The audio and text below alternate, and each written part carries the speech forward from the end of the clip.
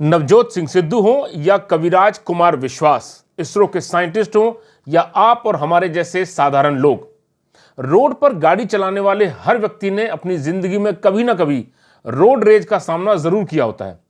साल 1988 में 25 साल के युवा नवजोत सिंह सिद्धू के हाथों रोड रेज में एक 65 साल के बुजुर्ग की मौत हो जाती है।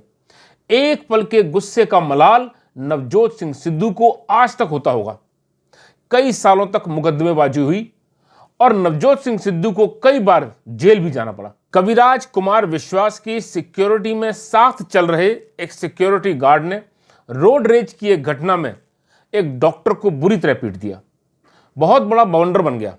इंडियन मेडिकल एसोसिएशन डॉक्टर के फेवर में खड़ी हो गई और कवि हृदय कुमार विश्वास को इतना आघात लगा कि वो स्वयं ही डॉक्टर के घर पहुंच गए और उनसे माफी भी मांग ली। नवजोत सिंह सिद्धू और कुमार विश्वास समझदार और जिम्मेदार लोग हैं, सभ्य समाज से आते हैं। ये कोई क्रिमिनल्स नहीं है, लेकिन रोड रेज में एक पल का गुस्सा इंसान को अपराधियों की श्रेणी में लाकर खड़ा कर देता है और कई बार इसका मलाल जिंदगी भर तक रहता है। दोस्तों, रोड रेज का सिर्फ एक एपिसोड किसी को लंबे समय तक कोर्ट केस में उलझा कर रख सकता है। रोड रेज की एक बड़ी घटना किसी को गंभीर रूप से घायल कर सकती है, अपाहिज बना सकती है या किसी की जान भी ले सकती है।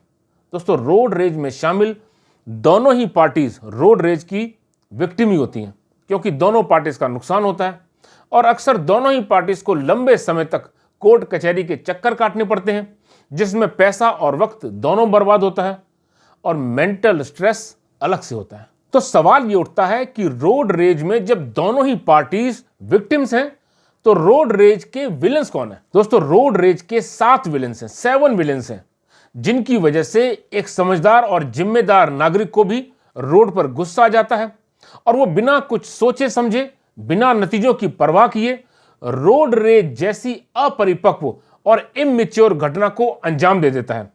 दोस्तों, रोड रेज के 7 विलेंस को समझने से पहले हम ये समझते हैं कि रोड रेज असल में होता क्या है और ये कितने टाइप का होता है। रोड रेज का सिंपल मतलब होता है रोड पर एंगर, एग्रेशन या वायलेंट बिहेवियर, सड़क पर क्रोध, आक्रामकता या हिंसक व्यवहार। और रोड रेज 5 टाइप के होते हैं। सबसे पहला रोड रेज होता है इम्पेशेंट ड्राइविंग। जब लोग कहीं जाने के लिए देर से निकलते हैं लेकिन टाइम पर पहुंचने के लिए रोड पर इम्पेशेंट ड्राइविंग करनी शुरू कर देते हैं, एक तरह से ड्राइविंग में आक्रामक हो जाते हैं और रोड पर बाकी लोगों की सुरक्षा की परवाह किए बिना रैश ड्राइविंग करनी शुरू कर देते हैं। दूसरे टाइप का रोड रेज होता है पैसिव एग्रेशन, जिसमें लोग अपनी गाड़ी और अपने रुतबे का इस्तेमाल रोड पर अपनी डोमिनेंस या ताकत दिखाने के लिए करते हैं। गाड़ी की स्पीड बढ़ाकर रोड पर चल रहे दूसरे लोगों को ओवरटेक करने से रोकते हैं, अपनी लेन में घुसने से रोकते हैं और कई बार पैदल चलने वाले लोगों को रोड पार करने से भी रोकते हैं। बड़ी बड़ी एसयूवीज रखने वाले लोगों को अक्सर इस तरह का रोड रेज करते हुए देखा जा सकता है। रोड रेज का तीसरा टाइप है कॉम्पिटिटिव। गाड़ी चलाने वालों का ऐसा आक्रामक बिहेवियर जिसमें वो रोड पर चलने वाली दूसरी गाड़ियों से कंपटीशन करना शुरू कर देते हैं। ऐसे लोग रोड पर किसी दूसरे गाड़ी वालों को अपने से आगे निकलने नहीं देना चाहते और जिस वजह से आक्रामक तरीके से तेज ड्राइविंग करते हैं। 2 व्हीलर वाले अक्सर इस तरह के रोड रेज में शामिल रहते हैं। फोर्थ टाइप का जो रोड रेज है वो है वोकल।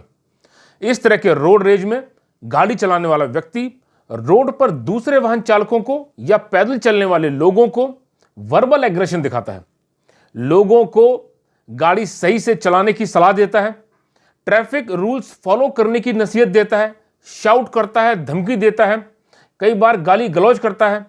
इस तरह के रोड रेज से कई बार लोगों के बीच बड़ी लड़ाई हो जाती है। वोकल के बाद 5वां और आखिरी रोड रेज होता है वायलेंट, जिसका मतलब है रोड पर एक व्यक्ति के द्वारा दूसरे व्यक्ति पर किया गया फिजिकल अटैक, फिजिकल असॉल्ट। इसमें एक व्यक्ति दूसरे व्यक्ति से हाथापाई कर सकता है, उस पर गाड़ी चला सकता है, किसी हथियार से हमला कर सकता है या दूसरे व्यक्ति की गाड़ी को डैमेज कर सकता है। पिछले कुछ सालों में देश में रोड रेज एक बड़ी समस्या बनकर उभर कर आया है। हमारे देश में हर साल 2 लाख से भी ज्यादा रोड रेज के केसेस रिपोर्ट किए जाते हैं। इसका मतलब है हर रोज लगभग 550 केसेस। और ये तो वो केसेस हैं जिनमें पुलिस और प्रशासन को इन्वॉल्व किया जाता है। 90% से ज्यादा रोड रेज के मामले रिपोर्ट ही नहीं किए जाते। रोड रेज की घटनाओं से देश के अखबार भरे पड़े रहते हैं। हर रोज देश के अलग अलग हिस्सों से दिल दहला देने वाली रोड रेज की खबरें प्रिंट और इलेक्ट्रॉनिक मीडिया में चलती रहती हैं। रोड रेज की वजह से कोई महीनों से कोमा में पड़ा है, किसी की रोड रेज में मौत हो गई, कोई गाड़ी वाला किसी को टक्कर मारकर रोड पर घसीट रहा है, तो कोई गाड़ी वाला टक्कर मारकर बोनट पर ही किसी को कई किलोमीटर तक ले जाता है। दोस्तों, रोड रेज को समझने के बाद अब हम रोड रेज के उन 7 विलेंस को समझेंगे जिनकी वजह से कई बार एक जिम्मेदार और समझदार इंसान भी रोड पर एनिमल बन जाता है। रोड रेज के इन विलेंस की पहचान करने के लिए देश विदेश में कई स्टडीज की गई और तब इन 7 विलेंस की पहचान हुई जो एक अच्छे खासे इंसान को रोड पर फ्रस्ट्रेट कर देते हैं और गुस्से में आग बबूला कर देते हैं। Accident, traffic jam, honking, traffic violations by others, emergency rush, personal mental stress, weather और रोड कंडीशंस, ये 7 वो रीजंस या 7 वो विलन्स हैं जो एक ड्राइवर को रोड पर गुस्सा दिलाने का, फ्रस्ट्रेट करने का काम करते हैं। अगर आप गुस्से पर काबू नहीं कर पाते हैं और अक्सर रोड रेज में उलझ जाते हैं तो कभी ना कभी आपकी जिंदगी में रोड रेज का एक ऐसा एपिसोड हो सकता है जिसके बाद आपको पूरी जिंदगी अफसोस करना पड़े। दोस्तों, रोड रेज अवॉइड करना आपके और आपके परिवार के हित में है। इसके लिए आपको इन 7 विलेंस को हराना है और रोड पर अपने गुस्से पर काबू रखना है।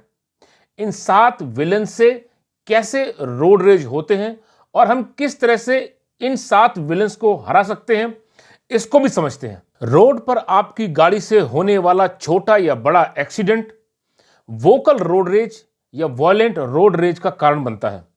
गाली गलौज और मारापीटी। दोस्तों, जब आप रोड पर गाड़ी चलाते हैं तो यह तो पक्की बात है कि कभी ना कभी छोटा या बड़ा एक्सीडेंट हो सकता है।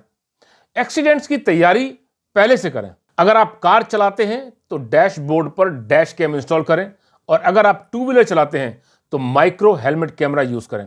एक्सीडेंट होने की स्थिति में ये एविडेंस का काम करते हैं। रोड पर गाड़ी चलाते समय छोटे मोटे स्क्रैच लगना आजकल कोई बड़ी बात नहीं है। इसके लिए किसी से झगड़ा ना करें और इन स्क्रैचेस को स्वयं ही रिपेयर करवाएं। एक्सीडेंट होने की स्थिति में सबसे पहले दूसरे व्यक्ति से सेफ डिस्टेंस बनाकर बात करें। यदि एक्सीडेंट के बाद मामला बातचीत से ना सुलझे तो तुरंत पुलिस को फोन करें और दूसरे व्यक्ति को पुलिस आने तक वेट करने के लिए कहें और साथ ही दूसरी गाड़ी का नंबर भी रिकॉर्ड करें। किसी भी सूरत में फिजिकल असॉल्ट ना करें और दूसरे व्यक्ति को भी ऐसा करने से रोकें। उसे समझाएं कि यदि उसने फिजिकल असॉल्ट किया तो लंबे समय तक कानूनी लड़ाई लड़ने के लिए, कोर्ट कचहरी करने के लिए तैयार रहे। यदि इसके बाद भी दूसरा व्यक्ति आप पर फिजिकल असॉल्ट करता है तो उसके खिलाफ क्रिमिनल एफआईआर करवाएं और कानूनी कार्रवाई करें। ट्रैफिक जाम में अपने गुस्से पर काबू रखें। ट्रैफिक जाम ना तो आपके हाथों में है और ना ही दूसरों के हाथों में। अगर मौके पर ट्रैफिक पुलिस मौजूद नहीं है तो अपनी गाड़ी में बैठे बैठे ही एरिया के ट्रैफिक इंस्पेक्टर को फोन करें और उसे ट्रैफिक जाम की सूचना दें। अगर आपके पास एरिया के ट्रैफिक इंस्पेक्टर का फोन नंबर नहीं है तो पुलिस कंट्रोल रूम फोन करके उसका नंबर हासिल करें। ट्रैफिक जाम में इस बात का भी ध्यान रखें कि सिर्फ आपको ही नहीं, दूसरों को भी कहीं पहुंचना है, तो ऐसे में दूसरों को भी निकलने का पूरा और बराबर मौका दें। हॉकिंग का नियम बनाएं। याद रखें, हॉर्न तभी बजाएं जब बहुत जरूरी हो। कोशिश करें कि हॉर्न की ड्यूरेशन 2 सेकंड से ज्यादा की ना हो। लगातार हॉकिंग करने से सामने वाले व्यक्ति को फ्रस्ट्रेशन हो सकती है। ट्रैफिक जाम में ट्रैफिक सिग्नल्स पर हॉकिंग ना करें और अगर कोई व्यक्ति आपके पीछे लगातार हॉकिंग कर रहा है तो इसका मतलब है वो बहुत तकलीफ में है। या तो उसे बाथरूम जाना है, अस्पताल पहुंचना है, उसके घर में कोई इमरजेंसी हो सकती है, उसे ट्रेन या फ्लाइट पकड़नी हो सकती है। कोशिश करें ऐसे व्यक्ति को जल्द से जल्द साइड दे दें। रोड पर टीचर बनने की कोशिश कभी ना करें। दूसरों को सही से गाड़ी चलाने की, सही पार्किंग करने की या ट्रैफिक रूल्स फॉलो करने की हिदायत कभी ना दें। ऐसी हिदायतें लोगों की ईगो हर्ट करती है और वॉयलेंट रोड रेज की संभावना कई गुना बढ़ जाती है। आप चाहें तो अपने डैश कैम से, हेलमेट कैम से या मोबाइल रिकॉर्डर कैमरा से दूसरों की ट्रैफिक वायलेशंस को रिकॉर्ड कर सकते हैं और उन्हें ट्रैफिक पुलिस को रिपोर्ट कर सकते हैं। ऐसी शिकायतों पर ट्रैफिक पुलिस तुरंत कार्रवाई करती है। अगर आपको किसी इंपॉर्टेंट काम के लिए जाना है या कहीं जल्दी पहुंचना है तो हमेशा 10-15 मिनट पहले निकलें। ट्रैफिक जैम के फैक्टर को ध्यान में रखें। इम्पेशेंट रोड रेज ना करें, रोड पर रैश ड्राइविंग ना करें और लोगों की सुरक्षा से खिलवाड़ ना करें। अगर आपको काम का, फैमिली का या कोई भी पर्सनल मेंटल स्ट्रेस है जिसकी वजह से आप परेशान चल रहे हैं, तो ड्राइविंग से ब्रेक ले लें और कुछ समय के लिए पब्लिक ट्रांसपोर्ट का इस्तेमाल करें। ड्राइविंग तभी करें जब आपका माइंड कूल हो, क्योंकि रोड रेज का एक भी एपिसोड जिंदगी बर्बाद करने के लिए काफी होता है। अगर आप टू व्हीलर पर हैं, ट्रैफिक जाम में फंसे हुए हैं और गर्मी, धूप या बरसात से परेशान हो रहे हैं, तो ऐसी स्थिति को, ऐसी कंडीशन को अपने ऊपर हावी ना होने दें। अपने दिमाग को शांत बनाए रखें। अगर आप कार चला रहे हैं और रोड की कंडीशन बहुत ज्यादा खराब है, तब भी अपने दिमाग को शांत रखें और पूरे धैर्य के साथ गाड़ी को चलाएं। रोड कंडीशन और मौसम की कंडीशन को गुस्से और फ्रस्ट्रेशन का कारण कभी ना बनने दें।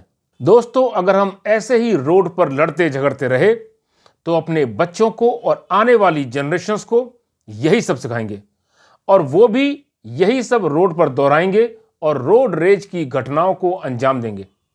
क्या आप चाहोगे कि आपका बच्चा रोड पर किसी के साथ हाथापाई करे, किसी को जान से मार दे या खुद मर जाए? दोस्तों, रोड पर चलते समय हमें अपने माइंड सेट को चेंज करने की जरूरत है, अपने दिमाग को शांत करने की जरूरत है। जैसा हम करेंगे वैसा ही हमारे बच्चे भी करेंगे, वैसे ही हमारी आने वाली जनरेशंस करेंगी। जब हम बदलेंगे तो सब बदलेंगे।